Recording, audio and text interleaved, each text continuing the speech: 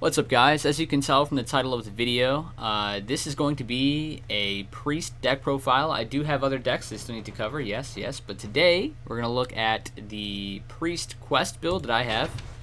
Now, I've been playing this deck a little bit in the ranked ladder, and I have to say I am very happy with the results that I've had with it. I mean, okay, so like out of the 10 games that I've played, I've won a solid 9 times. And that's no exaggeration. Like, this deck is doing extremely well from what I've played with it. And I just wanted to make a video really quickly, show you what I'm playing. And I mean, that's really about it for now. So I'm just going to get right into the deck profile. And I know that you can read the cards on your screen, but I'm going to go ahead and go to the list myself. So I do play the quest, obviously, because this is going to be a quest priest build. And you can't play the quest build without the quest. So here it is. So if you haven't seen this card yet, which I'm sure that you have at least a little bit in your experiences of playing, the quest is to summon 7 Death Rattle minions, and the reward is Amara, Warden of Hope. Now, if you haven't seen Amara yet, Amara, Warden of Hope is a 5-mana 8/8 taunt that says set your hero's health to 40. So, I mean, you're practically healing to 48 because you are setting up a big taunt minion in the way as well. And it's a pretty huge wall, and the fact that you get set to 40 is just crazy. I mean, we're going to be rich, boys. After that, we do play the new card, Crystalline Oracle. I enjoy this card a lot, honestly. I think this card is a great addition to Hearthstone. I think it's fantastic. Death Rattle, copy a card from your opponent's deck and add it to your hand, which is basically a 1-mana version of Shifting Shade.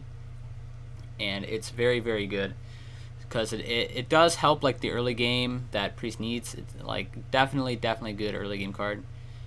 And then you play 2 Mind Vision. Mind Vision's great because it gives you insight of what your opponent has in their hand. Obviously, you know, put a copy of a random card in your opponent's hand into your hand, but also it does create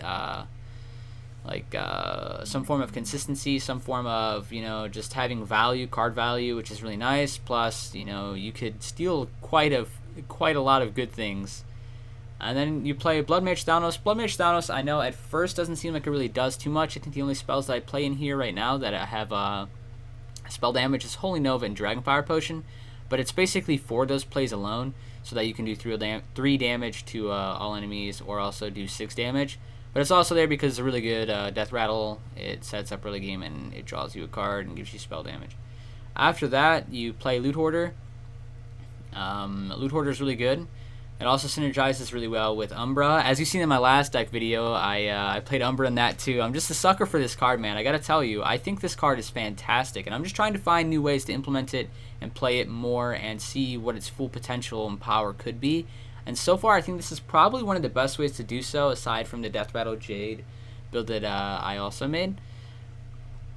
Then, after Loot Hoarder, back on topic anyway, after Loot Hoarder, you do play 2 Shadow War Pain. Shadow War Pain is amazing because it helps you in the early game, removes some of the tough aggro cards that are coming your way. Volatile Elemental. Now, this is also another new card, and I like this card a lot as well. I think this card is fantastic. It's a 2-mana 1/1. This is deal 3 damage to a random enemy minion. And this could help, like, really well in situations, because what happens is, like, if they have like I guess for instance, say they have 1 minion that has like 4 HP, okay, something along the lines of that, you could play Volatile Elemental and crash, deal 1, deal 3. So it's really good for 2 mana, right? Like it's pretty good. Or like if there's 2 minions that they have, if they're playing something aggro, something that's got 1 HP, you can crash, kill it, and kill the other minion, like a 3/2, whatever they have. You know, those are instances that I've been in, and this card has seen success. Also, it's Death Rattle, helps you out towards your quest more. Then I play 2 Cabal Talon Priest. This is the one that gives friendly minion +3 health. This card's really good. It just helps with survivability on board, adds pressure, more presence. And then 2 Mirage Caller. Mirage Caller is another new card, which is also fantastic. I think this card is great. You can do really crazy things with Mirage Caller and Umbra. Mirage Caller with I mean, there's a lot of things. You can get Cairn, so you summon another 4/5, and then, you know, it's just for any other Death Rattle too. You can steal more cards if you copy a Shifting Shade or a Crystalline Oracle, so it's very good. 2 Shadow Word Death. Death is also good because it helps like mid to late game when they post up big minions. It helps a lot, so that way you can win in the end game, because this deck does take a while to win. It's not like a really aggro at all, like whatsoever, so you do have to push on to mid to late game in order to see any form of success. Afterward, you play 2 Thought Steal. Thought Steal is great because 1 card for 2 cards is pretty nice, plus it's coming from your opponent's deck, so you know it's going to be something pretty good. At least the majority of the time, depending on what you're playing against. Who knows? Barnes is very, very, very good for this deck. I cannot stress that enough. Barnes is going to bring out all your Death Rattles, and then he's going to have the one time when he brings out Cabal Talon Priest or Mirage Caller, and then it's going to hurt a little bit. But the other times when he does his job the way he's supposed to do it, you are going to get more card advantage and more presence. Also, he could bring out Umbra, so pretty good. After that, you do play 2 Shifting Shades. Shifting Shade is a great card, 4 mana 4/3. That means the priest cannot deal with it because it has the 4 attack, which is really good. So it helps in the mirror. And Death Rattle, so there's another one toward the quest. And then there's Umbra. After you summon a minion, trigger its Death Rattle effect. I love this card so much. I cannot tell you how much I love this card.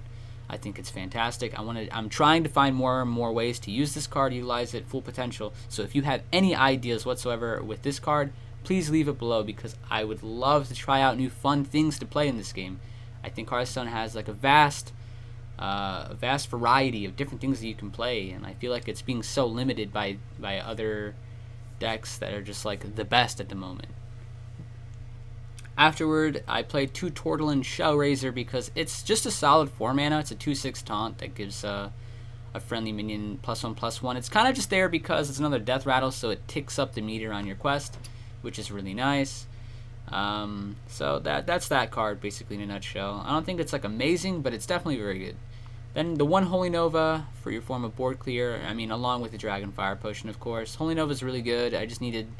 I didn't want to play 2 Dragonfire. I mean, I kind of thought about it right now. I mean, honestly, I might swap it out the more I'm thinking about it right now, because of, you know, how relevant the Quest Rogue is, right? So having Dragonfire Potion at 2 would be able to just destroy them. 1 Karen Bloodhoof, going back up the list a little bit. Didn't mean to skip over this card. This card is very, very good. It's another Death Rattle for your quest, and it's just, you know, it's a solid Death Rattle card, right? It's Death Rattle, summon a 4/5, 6 mana 4/5, it summons a 4/5, is very good. And then plus with Umbra, if you happen to get that off, is very, very good as well. And then last but not least, because it is going to happen, you are almost always going to get to turn 10. N'Zoth the Corruptor is here because, number 1, it's Battlecry. Helps you with the quest. If you haven't completed it, for some reason you just haven't gotten to your Death Rattles that you needed to have summoned, you have N'Zoth to finish it up for you, and also get you just a huge established board so that you can potentially win the next turn or 2 following up. But that is the deck. That is all 30 cards. So I hope that you enjoyed this deck profile, and if you did, please leave a thumbs up, as it helps me quite a bit. And if you want to see these deck profiles for whatever reason the moment that I do post them, be sure to subscribe, because then you will get a nice notification headed your way. So thanks again, and thank you for watching.